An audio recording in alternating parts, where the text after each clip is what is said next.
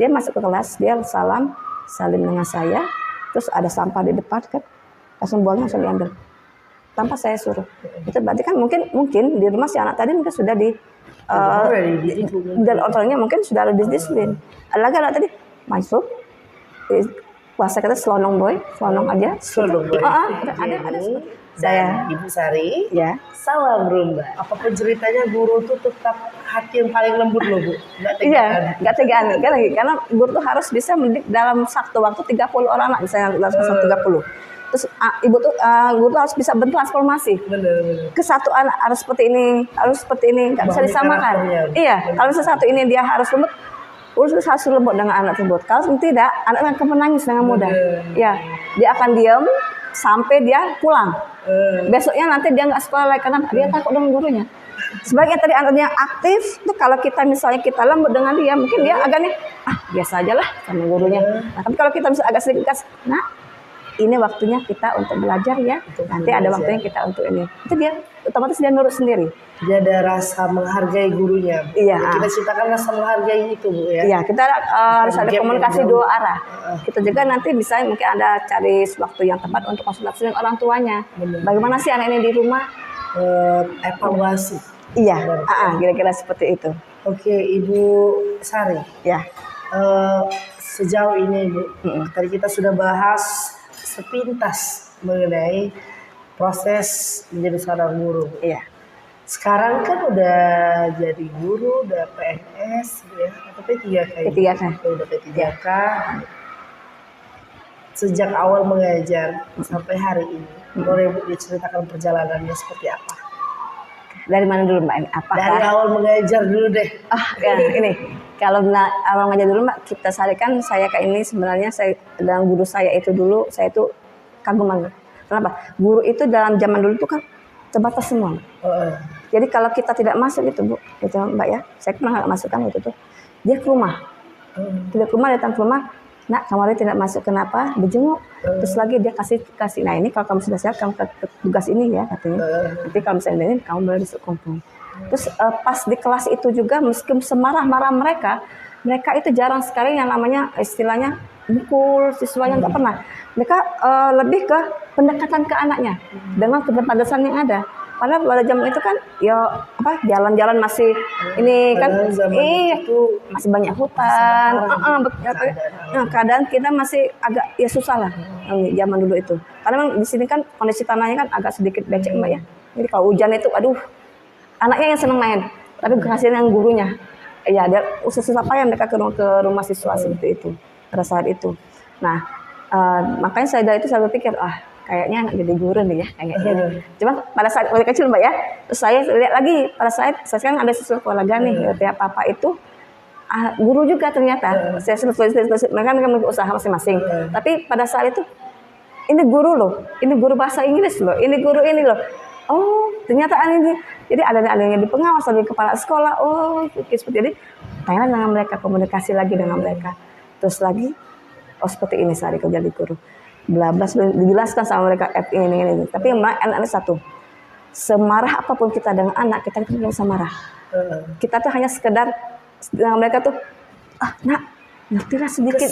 Iya. Tapi kalau kalau mau untuk yang kayak mau ini nggak pernah terpikir seperti itu. Kita bukannya benci, tapi kita kesel. Iya, kita tuh sayang sama mereka itu. Tapi dalam menunjukkan kan terkadang kan ada istilahnya kan anak kenapa seperti itu? Kadang sedikit ya. Sentil dikit Bu. Oke. Jadi sahabat rumah di rumah, jadi bisa kita lihat ya seorang Ibu Sari. Ya. Yang terinspirasi dari seorang guru juga. Iya. Ternyata guru menginspirasi untuk menjadi seorang guru. Iya. Karena pada saat itu guru benar-benar care Bu ya. Datang ke rumah. Ke rumah ya. Berikan tugas di rumah. Benar Bu. Sedangkan di era itu guru-guru itu tuh masih kerasa gapnya. Ya, sangat terbatas zaman itu. Sedangkan guru yang menginspirasi Ibu berbeda. Benar, iya benar. Jadi sahabat rumah di rumah, menjadi guru yang dicintai oleh siswanya itu bisa seumur hidup. Ya, ya. Seperti Ibu masih terkenang dengan guru-guru Benar. yang terdahulu tentunya. Iya. Oke, mari kita lanjut ya sahabat Rumah ya. Kita kulik lagi. Bagaimana seorang Ibu Sari ini? Ya.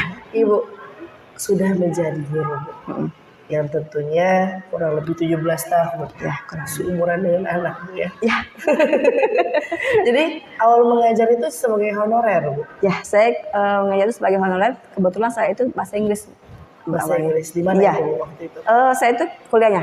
Saya kuliah waktu itu di Muhammadiyah. Di rumah dia. Ya, saya sebenarnya nggak diizinin. Saya kan memang Unsri. Cuma papa bilang gini, kamu mau kuliah di mana aja, nak. Yang penting kamunya.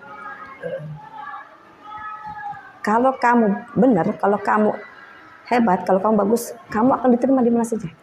Mutiara tetaplah mutiara, nak. Meskipun dia di dalam lautan. Tetapi kamu harus bisa mengembangkan diri. Dimanapun kamu tempat, dimanapun kamu berada, kamu bisa beradaptasi dengan lingkungan. Kalau memang jelek, tetap ditemani temannya, tetap kita bergaul, tetapi kita harus ada bonding sendiri. Itu kata papa. Makanya sekali saya tuh, oh ya sudah, berarti jadi Muhammadiyah. Jadi makanya saya waktu itu kuliah di Muhammadiyah. Karena kan di Unsri, jadi agak jauh. Jadi bapak tuh mungkin agak sedikit khawatir karena saya anak perempuan sendiri di rumah. Jadi Indralaya, Bu ya. Ya Indralaya, karena waktu FKIP kan waktu itu di Indralaya, Mbak. Bukan yang di Poltek di ini kan, bukan di Bukit. Nah jadi saya itu kuliahnya di Muhammadiyah di sana. Ya jadi ya seperti sekarang ini. Terus lagi sekitar tahun berapa itu saya kuliah lagi PGSD. Kenapa saya kuliah PGSD itu? Karena pada saat itu bilang bahasa Inggris kan tidak termasuk di mapel yang ini, kata yang di istilahnya tuh menyatu dengan utama. Beda dengan SMP. SMP kalau di ujian nasional dia ada di ujian kan. Tapi kalau SD tidak, dia masuk mulok. Makanya saya disarankan oleh guru-guru di sini yang senior dulu, guru saya dulu juga. Saya disuruh kuliah lagi PGSD. Makanya saya ambil PGSD. Berapa lama itu, Bu? Kurang lebih 1,5 tahun. Berarti kalau ditotali 4 tahun kuliah bahasa Inggris, 1,5 Ya. tahun kuliah Saya PGSD. Kurang lebih. Luar biasa ya sahabat Ya. Rumah di rumah. Jadi 5 tahun setengah berarti. Ya.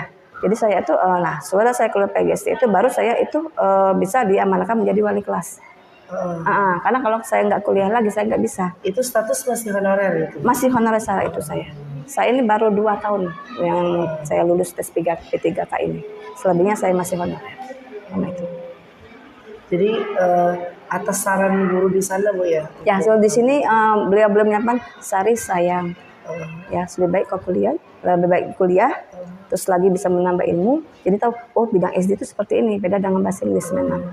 Meskipun memang kita kan terkadang kan kita kan pengennya, oh yang ini deh, kita idealisnya mau ini aja deh. Tapi kan perkembangan itu kan kita harus mengikuti. Mau tidak mau kita harus mengikuti karena memang kita hidup memang bukan zaman dulu. Zaman kita yang lagi masih sekolah harus A, harus suruh A. Ini enggak, ini kalau ada B, ada C yang bagus, ikuti semua. Asal memang kita ada bonus sendiri untuk membatasi yang memang memfilter yang mana yang baik, mana yang tidak untuk kita sendiri. Jadi kalau melihat perjuangan Ibu, jadi kuliah aja 2 kali. Iya. Seharusnya gelarnya 2 kali juga seharusnya, Bu ya. SPD. Tapi karena satu line, Bu ya, karena sama-sama FKIP jadi satu aja SPD. Iya, gitu ya. iya. Lalu untuk perjuangan dari honorer menuju P3K, Bu, apakah ada cerita di balik itu, Bu? Cerita tuh banyak, Mbak. Ya ada suka dukanya lah ya, namanya honorer ya. Kita dalam honorer itu ya mungkin ada gap antara PNS dan honorer. Tetapi alhamdulillah di sini semua gurunya tidak ada membedakan. Berarti langsung honorer langsung di sini, Ibu? Ya saya makanya honorer di sini terus saya P3K-nya juga di sini. Makanya saya awal SD di sini, terus saya honorer juga di sini, dan saya P3K juga di sini. Jadi Bu dari SD 171 awal dulu kalau saya sekolah 234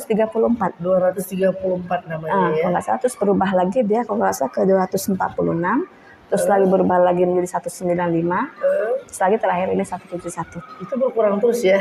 Ya, mungkin ada istilahnya penyatuan ya, mungkin ada SD sini yang kurang siswa mungkin dijadikan satu, makanya mungkin ada perubahan jadi rumahnya lebih kecil. Seperti itu.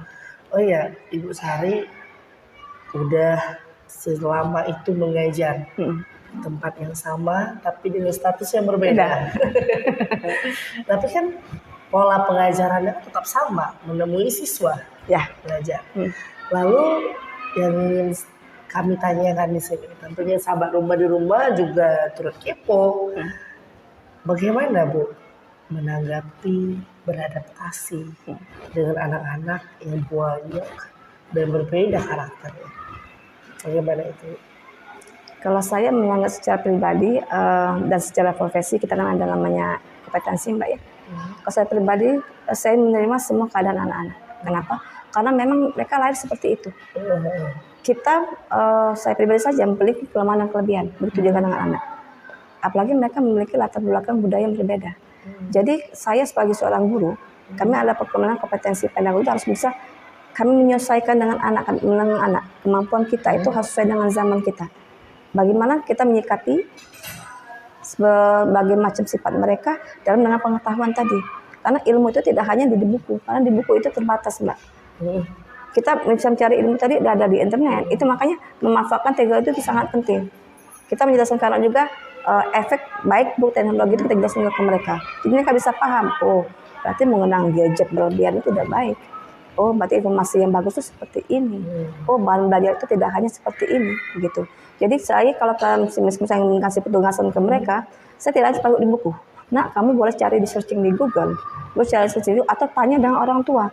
Banyak Bu yang semua belajar. Iya, karena gini, anak zaman sekarang ini kadang mereka itu lebih suka ke gadget. Kenapa? Karena mungkin orang tuanya sibuk bekerja atau orang tuanya mungkin dia fokusnya pekerjaan, mungkin dia pulang rumah sudah capek, jadi mereka fokus ke ini. Tetapi saya minta itu orang tua memang terus mengawasi. Karena bagaimanapun juga pendidikan pertama itu ada di rumah. Kami di sekolah ini melanjutkan apa yang di rumah. Jadi bukan berarti kami tidak mendidik, kami tetap mendidik mereka. Tetapi kami karakter itu terbentuknya ada pola itu di rumah. Kalau di rumah mereka lebih perhatian, otomatis mereka sekolah mereka lebih fokus. Karena memang ketika anak itu yang di rumah itu kurang perhatian dengan itu berbeda. Dia akan lebih ke gurunya. Bu ini gimana? Ini begini mana? Ini ya mereka akan lebih mencari perhatian kita lah. Nah di situ jadi kita bisa melihat, oh si anak ini berarti mereka ini di orang tua orang tuanya sibuk. Maka dia kan perlu konsultasi dengan orang tua ya, dua arah. Nah jadi saya menghadapinya seperti itu. Terus lagi yang paling penting adalah kesabaran. Anak ini kalau tidak sabar kita hadapi, kita akan lebih emosi. Apalagi kita mengajar itu kan perlu memang tidak hanya kita mentransfer ilmu, tapi kan mendidik mereka bagaimana cara tidak hanya mereka bisa mengerti, tapi juga bertingkah laku itu baru seperti apa di kelas itu, baik dengan teman mereka ataupun dengan adik kelas mereka, gitu kan. Atau bahkan ada satu contoh kecil, anak itu saya pernah perhatikan, dia masuk ke kelas, dia salim dengan saya, terus ada sampah di depan kan. Langsung buangnya langsung diambil tanpa saya suruh. Itu berarti kan mungkin di rumah si anak tadi mungkin sudah dan orangnya mungkin sudah ada disiplin. Ada lagi anak tadi masuk bahasa kata selonong boy, selonong aja. Selonong boy. Ada seperti itu. Oh berarti kita perhatikan. Oh berarti anak ini saya diperhatikan waktu pas saya lihat ini. Saya ngobrol sebentar dengan orang tua. Oh seperti ini. Oh jadi wajar dia seperti ini.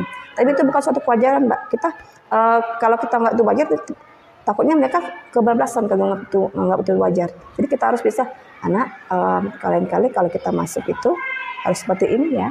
Nah, tapi kita face to face, jangan depan orang banyak nanti dia malu. Kadang kan menegur pun Bu harus ada cara kita. Ada cara dan ada. Iya, harus ada yang kita menegur ini face to face deh. Kalau misalnya atau saya itu biasanya menegur tidak langsung, saya bercanda, suatu istirahat. Kan sini nak ini, oh sedang apa ini sini betul ini, oh tadi kamu tadi masuk tadi nggak salam dulu ya, lupa. Nah, nanti lain kali salam dulu ya, hari ibu gurunya siapa temannya nanti baru duduk ya. Nah kita jangan seperti itu mereka besoknya mungkin lupa, tetapi oh ya lupa salam, kembali lagi dia keluar ketuk pintu dia ucapkan salam ya seperti itu.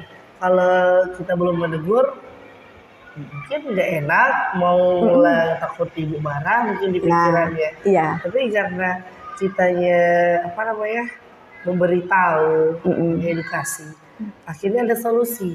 Oh ternyata ibu satu nggak marah kok. Nah itu kurang lebih seperti itu Mbak. Luar biasa ya sahabat rumah di rumah.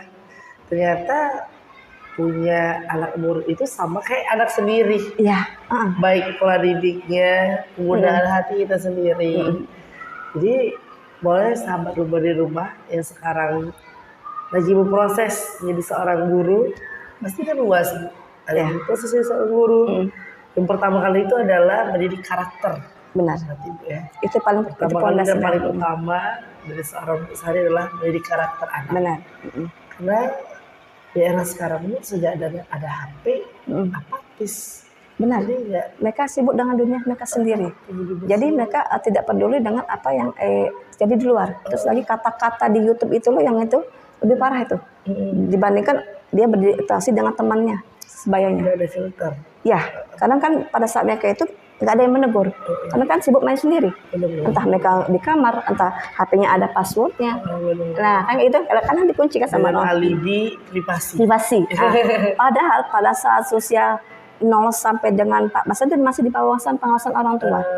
Karena 14 nanti mungkin kan orang tua tadi menganggap anak itu sebagai komunikasi. Kan ada 3 fase biasanya. Dia diajarkan oleh radiolog Ali itu kata beliau itu anak itu ada 3 fase. 0 sampai itu dia dididik seperti raja. 7 tahun. 7 tahun sampai 14 dididik dia seperti tahanan. Berarti kita harus mendidik dia harus ini Keras berarti Ibu. ya harus tegas. Mana yang boleh mana yang tidak. 14 tahun sampai dengan 24 tahun didiklah mereka seperti berteman. Jadi kita ada komunikasi. Nah, kalau kita komunikasi dengan anak, saya kan punya anak nih, si Zahra kan anak yang nomor 1, 17 tahun. Saya sekarang bukan seperti ibu dengan anak, tapi seperti teman. Kalau saya seperti ibu dengan anak, dia tidak akan berkomunikasi, dia akan menyimpan rahasia di saya. Makanya saya itu seperti teman, dia ngalir sendiri ceritanya. Nggak harus kita tanya, pulang-pulang, Bunda saya hari ini. Otomatis dia cerita. Otomatis ini. Dia cerita. Kalau kita jadi tempat ternyaman anak tidak akan mencari pelampiasan di luar. Mereka tidak butuh itu. Kenapa? Karena aku sudah ada di rumah. Bundaku sudah ada buat temanku. Bundaku nggak pernah marah.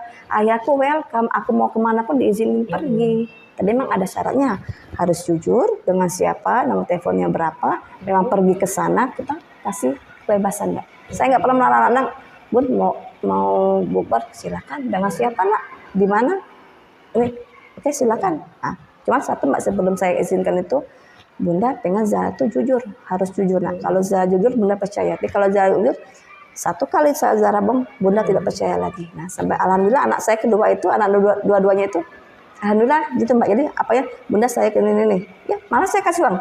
Ini ada uang nak, ada Bunda. Nah ini untuk tambahan lagi. Biar mereka tuh ada jangan apresiasinya. Iya, dengan yang anak tadi. Tadi kan Bu kita sudah bahas soal Ibu menjadi seorang guru P3K. Kemudian membahas soal apresiasi siswa dan pemahaman karakter siswa tentunya. Selanjutnya Bu, kalau nanti ada rezekinya, apa sih cita-cita seorang Bu Sari selanjutnya? Saya lulus P3K. Saya itu sebenarnya ada cita-cita itu semua malu kali ya bilangnya. Kayak gini, saya itu sebenarnya saya itu suka namanya fotografi Mbak. Oh. Gini, saya itu kan suka lihat ini, wah keren kan, kayak gini kayak gitu.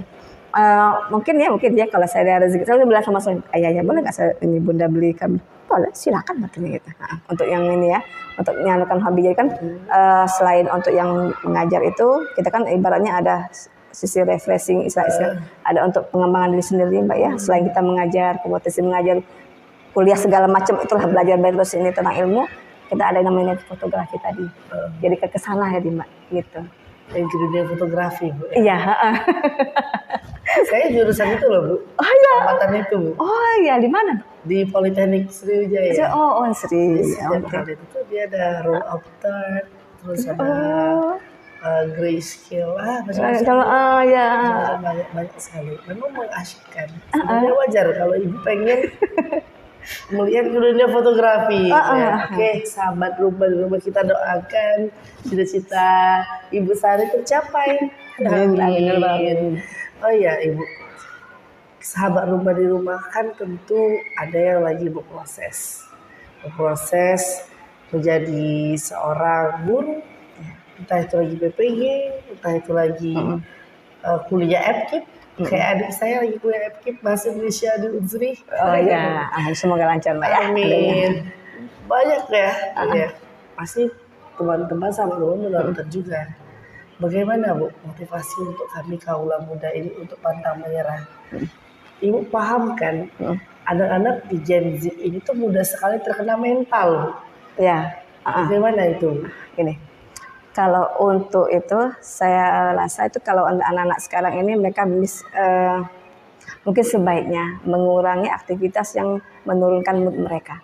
Seperti nih contohnya, misalnya mereka di gadget itu terlalu lama, itu kan tidak baik. Kenapa? Karena sistem otak kita itu kan kalau video itu dia otomatis dia ada penyusutan, mengurangi mood. Kalau dia mungkin lebih tertarik membaca buku, entah itu novel, entah pokoknya buku apa saja itu, mereka akan mengaktifkan otak mereka kembali. Karena memang ada studi seperti itu. Membaca buku itu lebih baik 10 menit daripada dia menonton yang berjam-jam. Karena otak itu dia pasif. Otak kan audio kan fokus tuh, dia pasif. Tapi kalau dia membaca dia tidak, dia bergerak. Dan otak dia akan menstimulasi. Oh maksudnya apa sih cerita ini? Terus dia akan mengaktifkan otak tadi, otomatis begitu. Wah ini bagus nih, boleh ini untuk kami ini, boleh untuk bahan pengetahuan kami. Terus lagi yang kedua, dalam sisi mental itu memang anak-anak zaman sekarang memang saya lihat memang mudah untuk istilahnya depresi ya. Carilah sesuatu hal yang bikin kalian semangat lagi, apapun itu. Entah itu, tadi saya kan maunya fotografi nih. Entah itu fotografi, entah ke video. Nanti biasanya ada orang bilang, ngapain kayak gitu? Ngelukis. Nggak bisa tuh buat makan, nggak bisa buat cari. Tidak masalah orang bilang seperti silakan. Karena yang mengalami itu kita sendiri. Kita punya cara kita sendiri. Iya, kita tidak bisa menyamakan kita dengan orang lain. Kita menggambar. Mau ratusan, mau ribuan, terserah lah nanti. Yang penting kita sudah gambar, kita kembali kerjakan seperti itu. Karena yang tahu itu hanya diri kita dan Tuhan kita. Iya. Karena memotivasi itu dari dalam diri. Kita tidak bisa dari orang yang lemah. Ayolah kamu semangat. Tapi kalau diri kita tidak mau, tidak akan pernah bisa. Motivasi itu besar dari dalam diri kita sendiri. Kalau kita bisa, kalau kita mau, pasti kita akan bisa. Apapun kondisinya. Apapun kondisinya, kalau kitanya tidak mau, diri kita yang mau, tidak akan pernah bisa kita maju. Iya, karena gini. Karena motivasi itu memang dari diri. Kalau diri kita bilang, aku nggak bisa, tidak akan pernah bisa, Mbak. Kalau bisa kita bilang bisa apresiasi. Yang sulit itu akan mencapai. Benar. Aku hari ini sudah bisa menggambar ini loh. Alhamdulillah, terima kasih. Coba yang lain lagi ya. Bagus. Nah, coba lagi seperti ini. Wah, sudah bisa ini. Bagus. Terus bagi diri sendiri. Karena kita kan memiliki namanya afirmasi positif. Nah, itu otomatis akan membuat kita itu lebih semangat dan akan kembali ke alam bawah sadar kita. Itu otomatis, Mbak. Naikkan mood kita. Jadi kalau kita simpulkan Bu ya, dari obrolan tadi, kalau kita itu harus apa-apa tuh dari diri kita sendiri. Iya. Yang sabar rumah di rumah. Jadi kalau kita mau males dari diri kita sendiri. Iya. Kalau kita mau rajin ya dari diri kita sendiri. Benar. Nggak ada orang lain tuh nggak bisa mengubah diri kita. Iya. Karena cuma diri kita yang tahu. Kalau dari diri kitanya mau, ya sulit. Pasti bisa. Akan ada jalan. Iya, pasti ada jalan. Pasti bisa. Benar. Sekali. Makanya teman-teman sahabat rumah di rumah, seorang ibu sehari saja sudah kurang lebih 15 tahun mengajar, kemudian diangkat Bu ya. Iya, P3K. 15 tahun mengajar honorer. Guru-guru sebelumnya ada yang sampai 30 tahun Benar. Honorer. Benar. Kita banyak sekali orang-orang luar sana, khususnya kaula muda seperti kami, belum apa-apa udah nyerah Bu. Dikit-dikit kayak capek. Benar. Dibandingkan dengan guru honorer. Iya, karena dianggap mungkin Mbak ya nggak sesuai dengan gaji. Benar. Kalau kita nganggap, kalau misalnya bicara soal gaji Mbak, nggak akan pernah bisa. Benar sekali. Benar. Tapi ini tentang panggilan hati. Benar. Tetap asal dari diri sendiri. Oke teman-teman, banyak sekali ya ilmu dan pembelajaran yang bisa kita dapatkan dari seorang ibu Sari. Mulai dari pemahaman karakter siswa, lalu pemantapan hati, ya. Hati selalu mantap dengan yang kita pilih. Karena apa-apa dari hati. Benar. tentang keikhlasan dan perjuangan tentunya. Terima kasih Ibu Sari Sama-sama. untuk motivasi dan inspirasi hari ini. Dan terima kasih sahabat Rumah sudah menonton video ini sampai selesai. Jangan lupa like, subscribe, dan juga komen juga boleh sebagai salah satu wujud dukungan kepada Ibu Sari. Baik, saya Jenny dan Ibu Sari. Ya, Kami pamit undur diri. Salam Rumba. salam rumah.